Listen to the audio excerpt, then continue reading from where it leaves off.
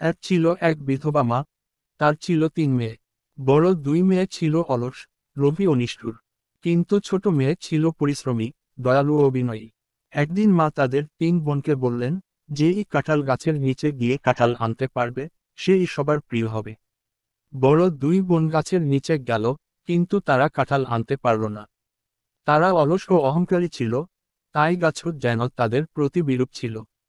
অবশেষে ছোট মেয়ে গেল, সেই কাঁঠাল গাছকে আদর করে বলল, ওগো কাঁঠালখুড়ি, তুমি কি আমায় একটু কাঁঠাল দেবে? গাছ যেন তার কথা শুনল। হঠাৎ গাছ নড়ে উঠল, আর ঝাঁপিয়ে এক ঝুড়ি পাকা কাঁঠাল নামিয়ে দিল। ছোট মেয়ে মা ও বোনদের কাঁঠাল খেতে দিল, কিন্তু বড় 2 বোনের মনে ঈর্ষা জন্মাল। তারা ভাবল, কোনো এক জাদুতে নিশ্চয়ই কাঁঠাল পেয়েছে। তারা আবার গাছের কাছে গিয়ে চেঁচিয়ে বলল, ও কাঁঠালখুড়ি, আমাদেরও কাঁঠাল দাও। কিন্তু অহংকারী স্বভাবের জন্য গাছ তাদের কোনো ফল দিল না।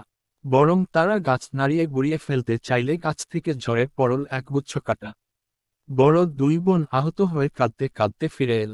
গল্পের প্রতীকী অর্থ: 1. কাঁঠালখুড়ি গাছ, প্রকৃতির প্রতীক।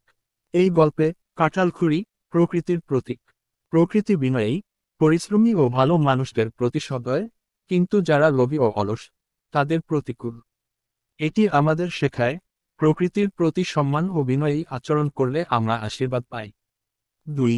ছোট মেয়ে ন্যায়ের প্রতীক। ছোট মেয়ে নম্র, পরিশ্রমী ও দয়ালু।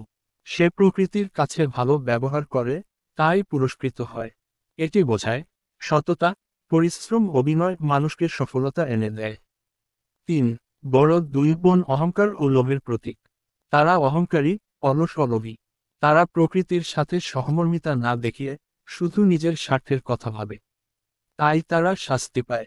গল্পটি শিক্ষা দেয়, লোভ ও অহংকারের পরিণতি সবসময় কষ্টদায়ক।